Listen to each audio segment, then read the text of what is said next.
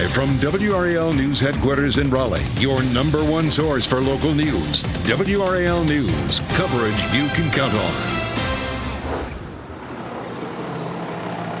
A second fire has broken out at a Raleigh apartment complex behind me. Coming up, the new details we just learned from the Raleigh Fire Department. A shooting and stabbing closed a road in Durham for several hours overnight. We'll tell you what we know about that investigation.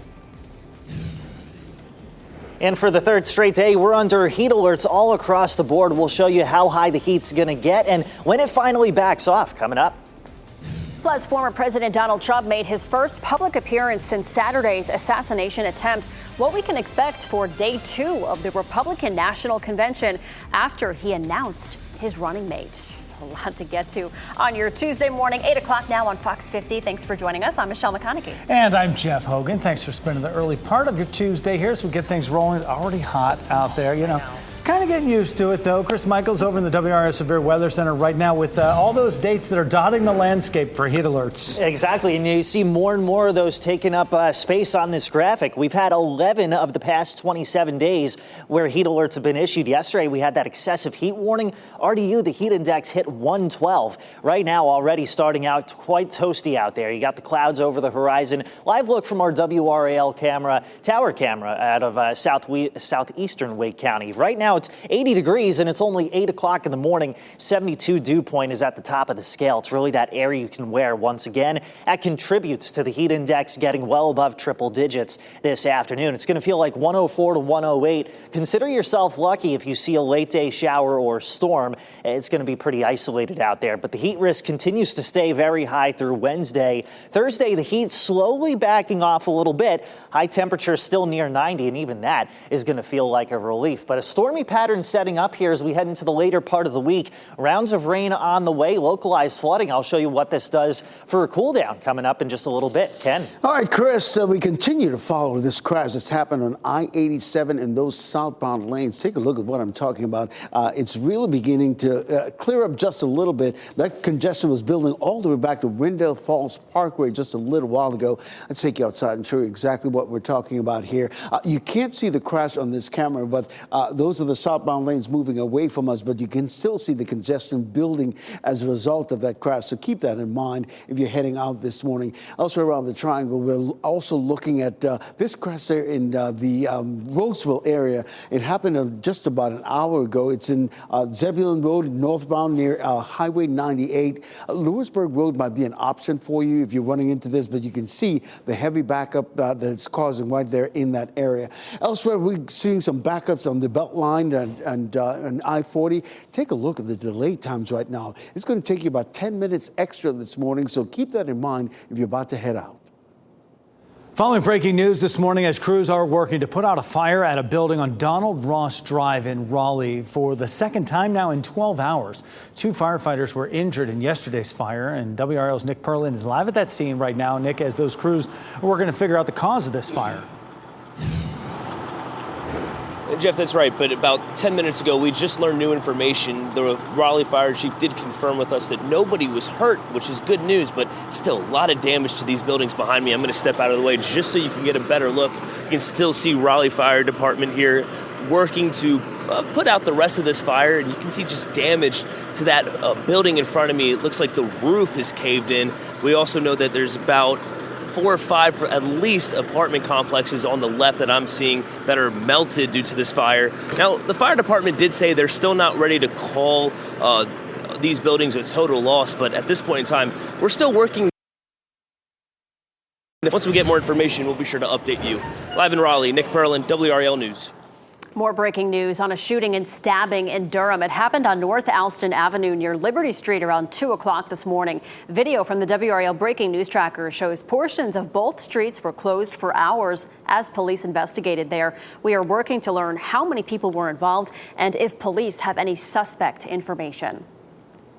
The Republican National Convention resumes today. The focus for day 2 will shift to immigration. Opening day included the first public appearance for former President Donald Trump since he survived an attempted assassination. And you can see his injured ear there all bandaged up. He was greeted with chants of "Fight from the crowd. And Trump appeared alongside his new running mate, J.D. Vance. Congresswoman Marjorie Taylor Greene, she spoke early in the night, followed by Senator Tim Scott and Virginia Governor Glenn Youngkin. President Trump is expected to speak on Thursday. And many more people will be speaking at the RNC over the next couple of days. You can find a full list of events on WRAL.com. And coming up in 10 minutes, we'll take a closer look at former President Trump's vice presidential pick, J.D. Vance. North Carolina Lieutenant Governor Mark Robinson spoke at the convention last night, and he had this to say about the GOP nominee. Under President Trump, the American dream was alive and well. Under President Trump, there was hope. And we need that now more than ever for working people.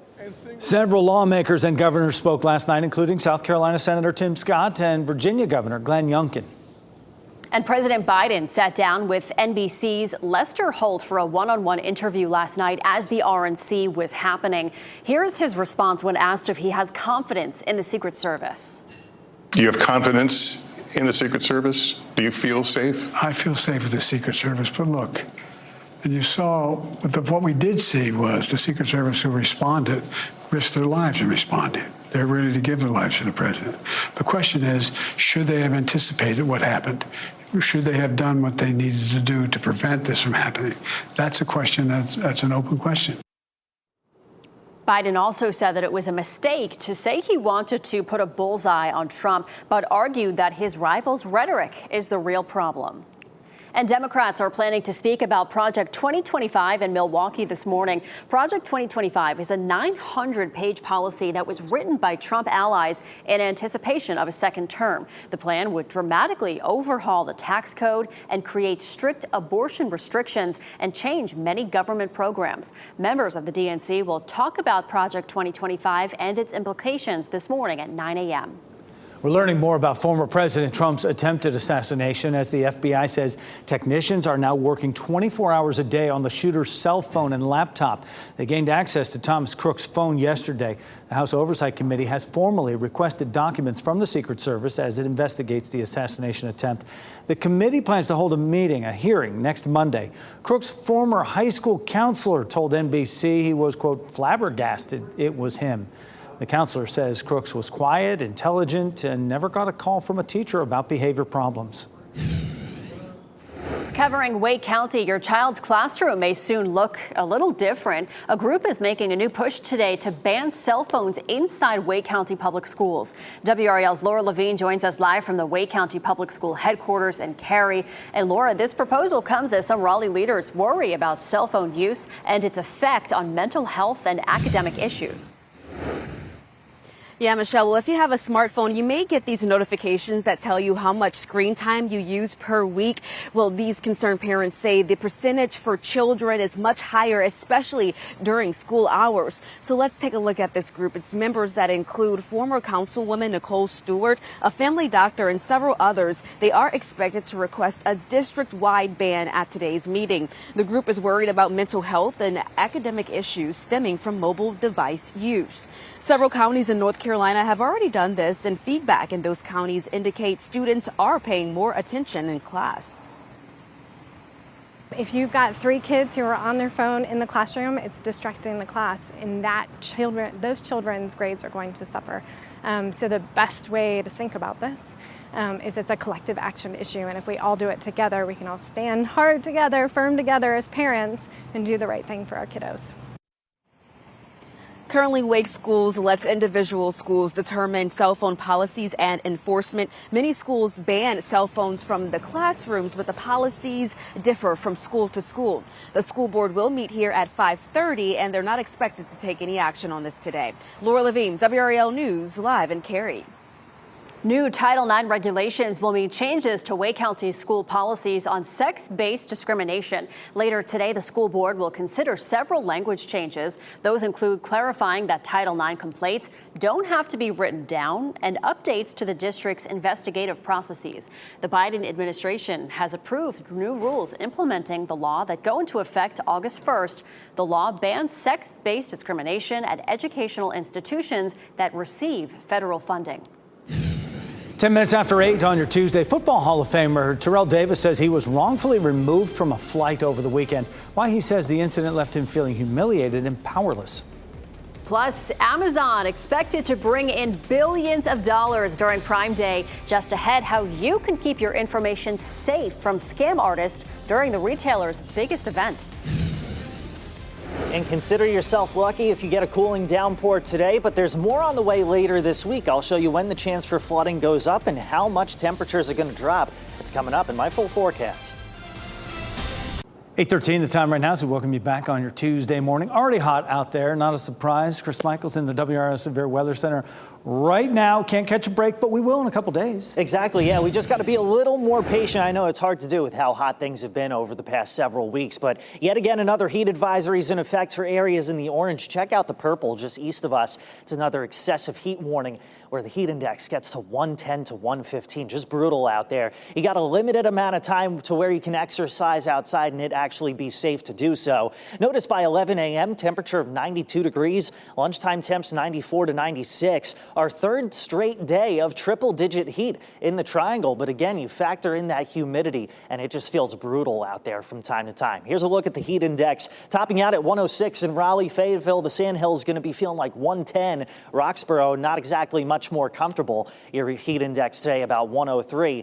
Fast forward to tomorrow, it's more of the same, just kind of Groundhog Day all over again. A heat index of 105 to 110 tomorrow. But you notice more of a storm icon there. Let's plan that out hour by hour for your Wednesday. And notice that they're pretty isolated first thing, but as we head deeper into the afternoon, we've bumped those chances up to about 60%, and a couple of those could be on the strong side, especially near north of the triangle. But the pattern does turn wetter as we head later in the week. This is a look at the flood risk. Remember last Friday, it was at that yellow elevated level. That's what we see again Thursday and this Friday in the Sandhills before going down to a marginal level on Saturday. Reason being is we're just kind of caught in this repetitive pattern. I'm going to back up the view a little bit, and you'll notice two things. These two big blue H's, high pressure, kind of sandwiching in that front to where it just kind of remains stationary between Thursday and at least Sunday. So most forecast data hinting at 2 to 4 inches of rain. But here's what this does for us, and you'll notice what I'm talking about in the 7-day forecast.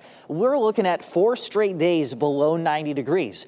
That hasn't happened since May the 27th until June the 3rd. So we kind of have our own Amazon Prime Day deal going on where it's a 15% discount on temperatures later this week. All right, check it out. 100 the high today, 97 tomorrow in the triangle. You're looking at a high of 91 Thursday. Keep in mind the humidity, the heat index is going to be about 100 to 105. There's that little bit of relief that we see later this week. It starts with Friday, high temperature of about 85 degrees, but you also notice storm chances coming up as that front gets closer to us. Highs in the 80s through at least early next week. Ken? All right, Chris, we got some good news for folks coming in from Nightdale. That crash we've been telling you about on I-87 cleared. You can see those southbound lanes moving along nicely, delay-free at this time. Elsewhere around the triangle this morning, that crash just happened as I was walking out of the WRAL traffic center. I'll give you a few minutes. I'll figure out exactly what's going on and let you know if it's affecting your morning commute at all. We still continue to monitor this crash that's just cleared again as I was walking from the WRAL traffic center. You can see the lingering delays around Highway 98. I was telling folks to use Lewisburg Road as an alternate route, but clearly that crash is not happening there anymore, and that's just a lingering delay. So just keep that in mind if you're about to head out. I would still use Lewisburg Road because you're still seeing red showing up on the map this morning. Elsewhere around the triangle, you see the Belt Line this morning and I-40. A minute ago, the drive time from I-440 to US 1 was up to 9 minutes. It's getting a little better, down to 3 minutes. If you're trying to get from Wade Avenue to I-540 this morning, it's down to 2 minutes. So keep that in mind if you're about to head out. Nearly 145,000 people in Texas are still without power more than a week after a barrel ripped through that state. The energy company in the city says 14,000 crew members are working 16-hour shifts to restore power for families across the area. Texas's Public Utilities Commission has initiated an investigation into the company's response. The governor threatened to issue an executive order to force the company to improve the reliability of its equipment. A quiet Pennsylvania neighborhood is now the center of a federal investigation after the assassination attempt at former President Donald Trump. People who live in the Bethel Park suburb near Pittsburgh are speaking out about the gunman, Thomas Crooks. FBI agents were seen entering Crooks' home yesterday. His neighbor, Liam Campbell, says Crooks mostly kept to himself. He says he just was so surprised to learn of this shooting. I was shocked because knowing that he lived so close to me that he did something like that.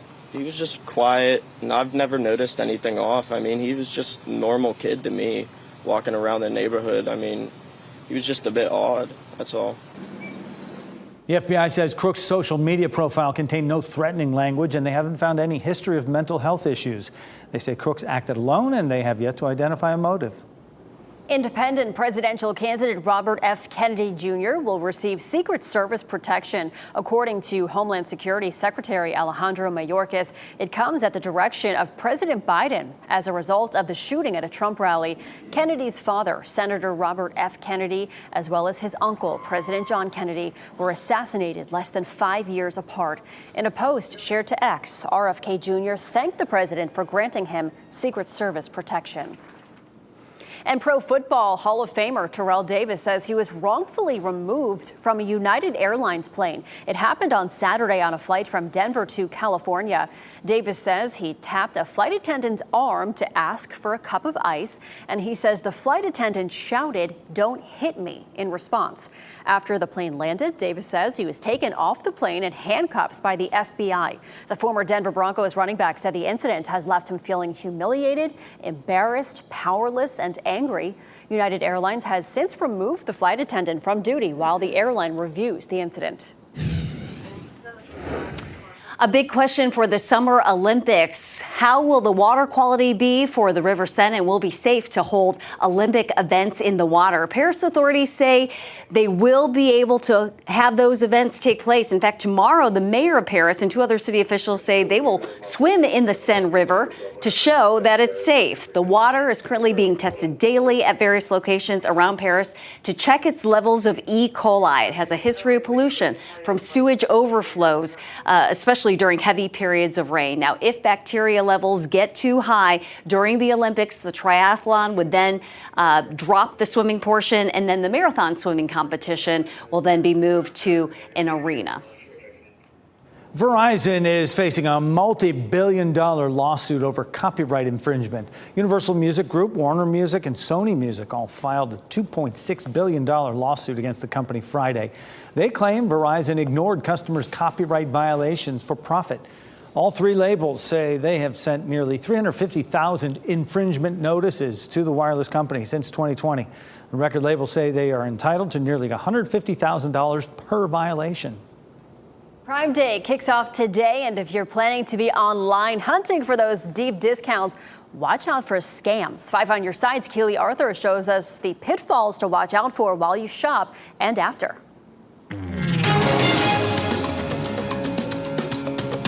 A matrix of robots weave through one another, delivering purchased products to warehouse workers who package, sort, and ship. And now they're delivering them to our customers. That's how your same-day delivery Amazon package gets made at this Durham warehouse.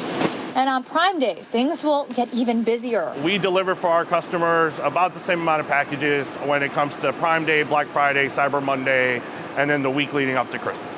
It's also Christmas in July for scammers, because it's not just Amazon. Walmart just did their deals. Target had Circle Week, and other retailers are putting on their best sales to compete. Whenever there's a time of the year when there are a lot of sales, we always recommend that people do their research. The Better Business Bureau is warning people to be on high alert right now. If you're buying from Amazon, look into the actual seller of the product and save any information that you can. If you get that sketchy text that your package is stuck in the warehouse and you need to click a link to update your info, don't. The fake package delivery scams. Like that happens all the time still. Like you get them, I get them. And that's something to look out for after the sales are over too. Remember, social media ads aren't always trustworthy, and beware of lookalike websites. At first glance, it might look like the real thing, but once you take a second and dig a little deeper, the links on the webpage don't work like they should. The URL looks fishy, or it's like a weird combination of numbers and letters. Again, do not click on any links that are in unsolicited messages. And if you want to make a purchase, you can do it, but try to pay with a credit card. That's going to offer you way more protections than a debit card or payment app will. Keely Arthur, 5 on your side. Students in Wake County could soon be banned from using cell phones in schools. Why parents say the ban is needed to help students focus. Plus, a mother faces charges for leaving her 2 children in a hot car. Why she says the charges are unnecessary.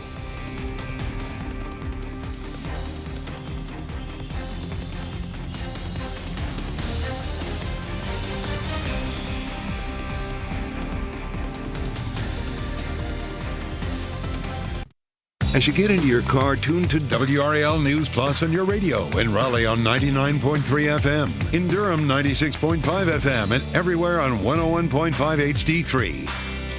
Good morning. Happy Tuesday. Time now is 8:26. I'm Michelle McConaughey. Meteorologist Chris Michaels checking in on our temperatures right now and how hot we're going to get, Chris. Yeah, it's already starting out warm there, Michelle. Right now it's 80 in Durham and Raleigh, Fayetteville 78. Hoping that the clouds can kind of bail things out a little bit. Doesn't look like that's going to happen. Another heat advisory in effect for the entire area. It's what you see in the oranges. The heat index peaks between 105 and 110. That advisory, by the way, from noon until 8. You can see once again we're forecasting triple-digit heat today, just shy of that tomorrow. Thursday, feeling like triple digits. We'll show you when there's a break in the action coming up. Ken? We're all looking forward to that break. Quick check of your traffic this morning.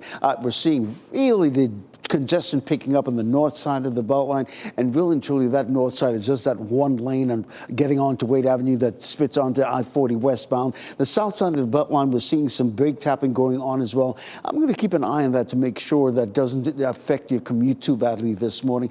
We're seeing some brake tapping going on in US 1, those northbound lanes coming in from Moore County. I'll keep an eye on that for you and have an update for you over in Fox 50.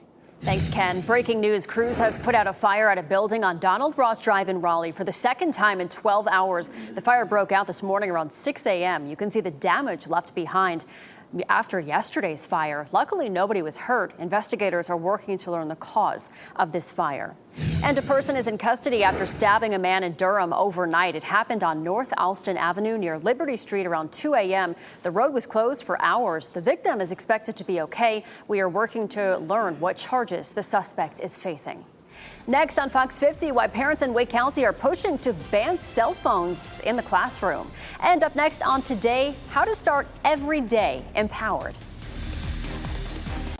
Now, breaking news from WRAL. Coverage you can count on.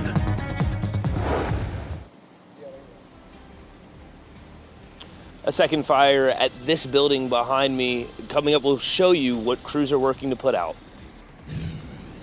And a person is hurt after a stabbing in Durham. What we know about this investigation.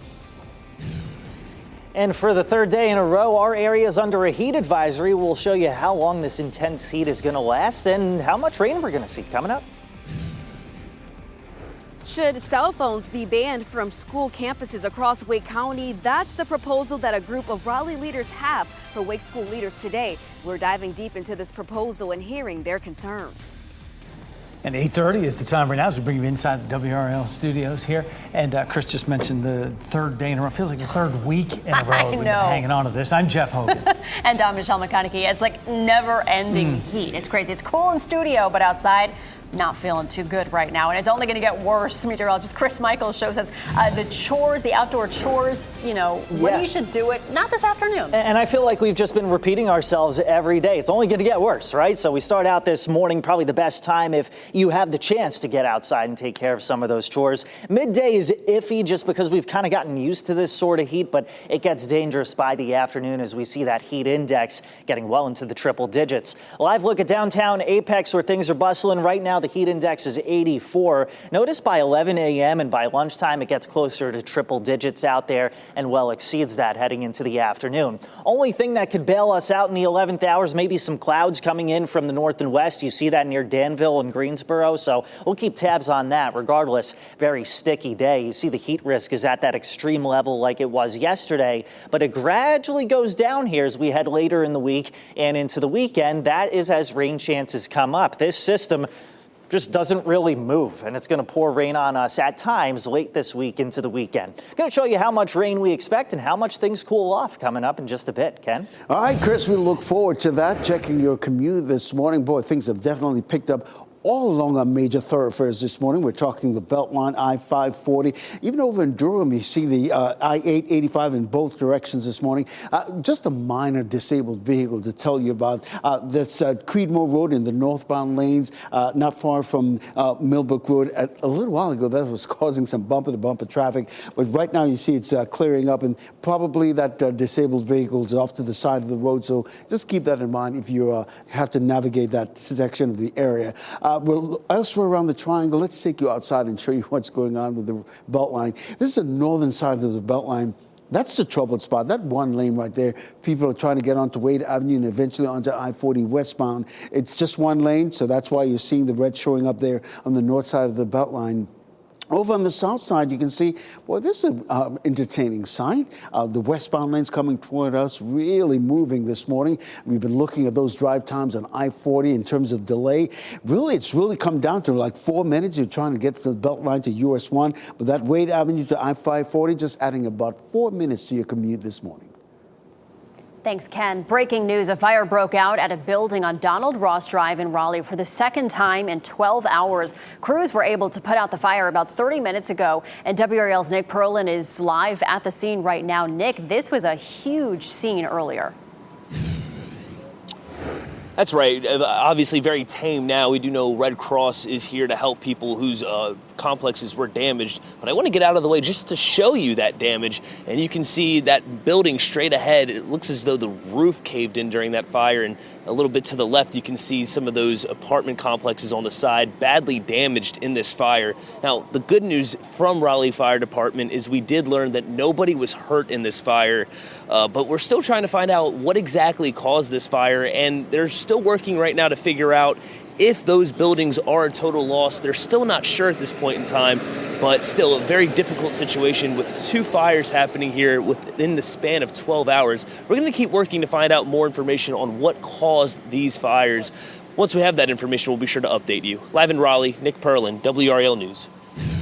Breaking news we're following this morning. A person has been arrested after stabbing a man in Durham. It happened on North Alston Avenue near Liberty Street around 2 a.m. Video from the WRAL Breaking News Tracker shows portions of both streets closed for hours as police investigated. The man who was stabbed is expected to be okay. We're working to learn what charges are waiting for the man arrested. Second day of the Republican National Convention gets underway this morning, and the theme of today's event will be Make America Safe Once Again. Last night, Donald Trump made his first public appearance since the assassination attempt on him Saturday. You can see his injured ear. He's got that bandage on it. He was greeted with chants of fight from the crowd. Trump appeared alongside his new running mate, J.D. Vance. Congresswoman Marjorie Taylor Greene spoke early in the night, followed by Senator Tim Scott and Virginia Governor Glenn Youngkin. Melania Trump did not attend yesterday's event, but is expected to be at the RNC later this week. Many more people will be speaking at the RNC over the next 2 days. You can find a full list of events at WRAL.com. Coming up in 10 minutes, we'll take a closer look at former President Trump's vice presidential pick, J.D. Vance. Meanwhile, President Biden sat down with NBC's Lester Holt for a one-on-one interview. Who do you listen to on deeply personal issues like the decisions whether to stay in the race or not? Me. Look, I've been doing this a long time. The idea that I'm the old guy, I am. I'm old. But I'm only 3 years older than Trump, number one. And number two, my mental acuity's been pretty damn good. I've gotten more done than any president has in a long, long time in 3.5 years. didn't the press ever talk about that? Biden's interview is the latest in a series of events, rallies, and interviews he's done since his bad performance during his debate with former President Trump. When asked if Biden feels safe with the Secret Service, he said yes. And more questions remain in the aftermath of the attempt of former President Trump's life. The FBI says technicians are working 24 hours a day on the shooter's cell phone and laptop. They gained access to Thomas Crook's phone yesterday. Crook's high school counselor told NBC he was, quote, flabbergasted it was him. The counselor says Crooks was quiet, intelligent, and he never got a call from a teacher about any behavior problems. Trump's running mate, Senator J.D. Vance, says that he is calling for a full-scale investigation into the assassination attempt. Vance told that to Fox News last night. Covering Wake County, pretty soon your kids may not be able to bring their cell phones to school. A group of parents plans to request that ban at the school board meeting today. They believe the ban could help improve mental health issues, depression, even sleeping problems. WRAL's Laura Levine is at Wake County Schools headquarters in Cary with these parents' concerns. We are here outside of Wake School headquarters where this is going to be a big talker today. Listen, if you have a smartphone, you probably get these notifications letting you know how much screen time you use per week. For me, you can see it's social media. Well, these concerned parents say the percentage for kids is much higher, especially during school hours. So members of this group include a former councilwoman, Nicole Stewart, a family doctors, and others. They are expected to request a district-wide ban at today's meeting. The group is worried about mental health and academic issues stemming from mobile device use. Several counties in North Carolina have already done this, and feedback in those counties indicates students are paying more attention in class. Stewart says it's the constant attention and addiction they want to address. Constant interruption is a huge part of it, right? Like, we're all addicted to our phones at this point. But children being interrupted in school ruins their attention. It brings down their grades. It interrupts the teachers who are trying to learn on a constant basis. We can get into the social media aspect part in terms of how our children's mental health is suffering, especially young girls. Currently, Wake Schools lets individual schools determine cell phone policies and enforcement. Many schools already ban them from being used in classrooms. However, those policies differ from school to school. Meanwhile, today's meeting will begin at 5:30, and the district is not expected to take any action on it today. Laura Levine, WRAL News in Cary. A mother in Wake County is facing child abuse charges after leaving her kids in a hot car. Sherry Price says she turned the car off but left the windows down while she let her 1-year-old and 6-year-old children sleep. She says this happened during a 15-minute stop at a TJ Maxx in Fuquay Arena. But police say they found her about 40 minutes after security cameras showed her entering that store. Price tells WRAL that she believes the charges are unnecessary. I just feel like the child abuse charge was over the top. Like, I don't feel like I could got child abuse because they make it seem like I'm harming my kids when they were unharmed.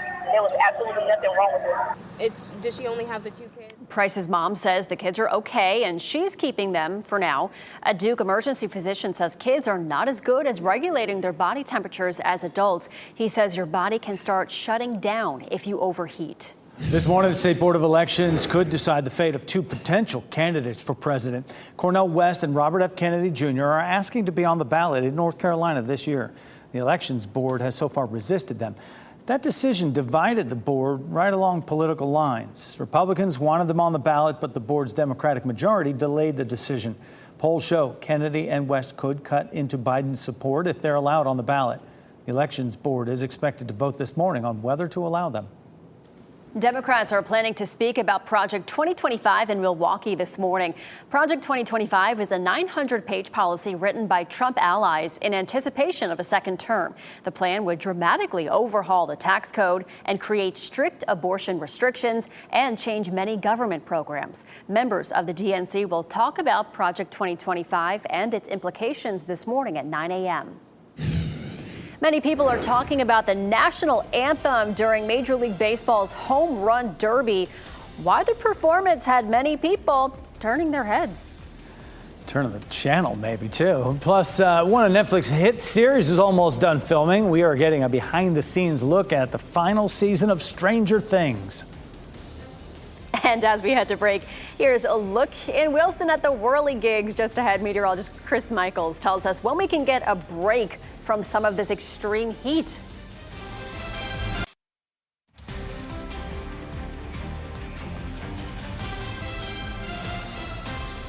Welcome back. Plenty of views of Wrightsville this morning as you watch WRAL News. Sun is shining. It's going to be hot today. Probably a really good day to get to the beach. Meteorologist Chris Michaels showing us that we have a heat advisory again today. This is never ending, it feels like. It seems like it, yeah. And I'd like to be at Wrightsville Beach, too, but they're under an excessive heat warning. So you really can't escape the heat across North Carolina right now. Notice that heat advisory from noon until 8 p.m. The feels like reaching 105 to 110 yet again. The third straight day that we've had these sort of heat alerts in effect. Live look at the WRAL Gardens. Lots of sunshine in Apex. Same for Chapel Hill and outside our newsroom in Fayetteville. Right now, a lot of us starting in the upper 70s and lower 80s. Add the humidity to that and you want to get in the pool. I think today's a nice day to do that if you have the day off with the kids. Temperatures reaching triple digits once again. Only thing that may prevent that is some cloud cover from the west. Something we'll track closely here in the WRAL Severe Weather Center. Something we've gotten used to. It's been the hottest summer on record so far in Raleigh and really across the state. It's been an exceptionally hot summer. We've got more details on this and how it affects you right now on WRAL.com. Heading into tomorrow, not much relief, still in that major heat risk category. By Thursday, slowly starts to back down. It's a process, and the process includes this front coming in from the west. Today, a few stray showers and storms. We'll call it about a 30% chance. Call yourself lucky if you get under one of those cooling downpours.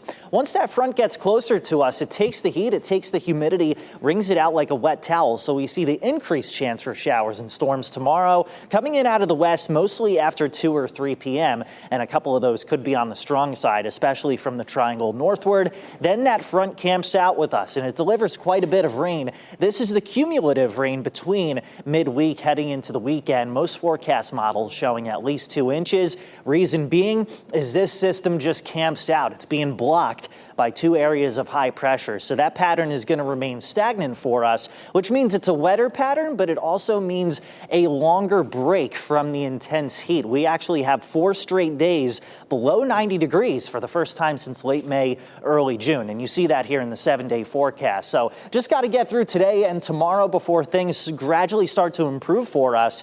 Looking at a high temperature Thursday, 91 degrees. Still humid with a heat index of about 100, but there you go. Rising rain chances, dropping temperatures from Friday through Monday. Yeah, that's going to be nice. Thanks, Chris. Well, people who attended the Trump rally in Pennsylvania are still processing what happened on Saturday. Lynn Piewarczyk and her daughter, Dee, were among the thousands at the rally. They were seated 8 rows behind the podium when they heard the gunshots. This is video of Dee that she shot of the Secret Service escorting former President Trump out of the rally. And in NBC footage, Lynn can be seen in the background there. Her husband saw her on TV himself and asked why she was not ducking down. There were people laying where our feet go, and, we were crowded in there. So I had the gentleman next to me laying on the ground. I had the lady next to me laying on the ground. I said there was nowhere for me to lay. Both women say they're still trying to wrap their heads around this moment in history.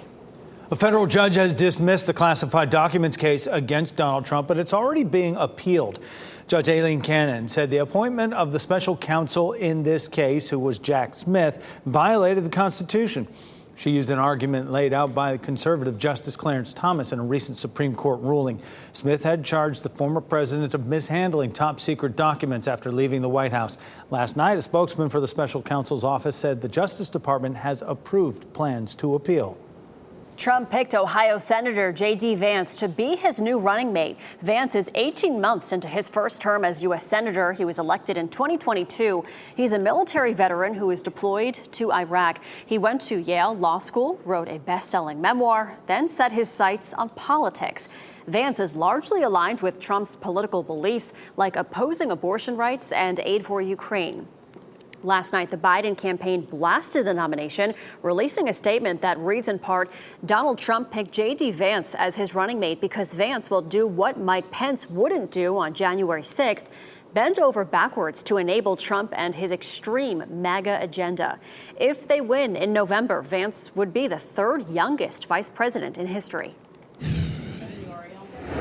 As Republicans gain momentum with their convention this week, the Democrats are gearing up for a bruising battle in November, and they're putting money toward that effort. New this morning, the Democratic National Committee announcing it is pouring $15 million into the party's efforts in 7 battleground states. North Carolina is one of those states that they see as a battleground state. Others include Michigan, Pennsylvania, and Wisconsin. The DNC chair says this is the largest ever investment made to battleground states in order to boost the Biden-Harris ticket.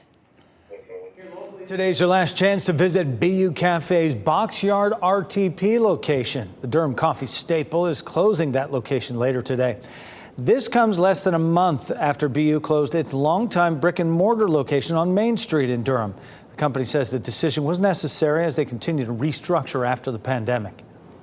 Today marks 25 years since the death of John F. Kennedy Jr. On July 16, 1999, a plane piloted by Kennedy crashed into the Atlantic Ocean near Martha's Vineyard, killing him as well as his wife, Carolyn Bessette Kennedy, and his sister-in-law. Growing up in the spotlight, JFK Jr. was born just days after his father was elected president. The American people watched closely as he grew up and became a lawyer and started a political magazine. The performance of the national anthem at the Home Run Derby last night has a lot of folks talking, not in a good way. It was performed by Grammy-nominated country singer-songwriter Ingrid Andress. Here's part of it.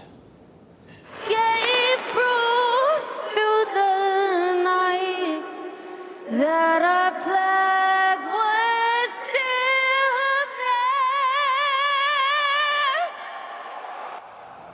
there. Yeah, that's all we could bear to make you listen to there. Andress is being heavily criticized right now for that rendition right there. The 32-year-old appeared to have some trouble hitting several notes. Some are calling her rendition reminiscent of Fergie's now iconic version at the 2019 NBA All-Star game. Rosie O'Donnell also comes to mind with that, going back further.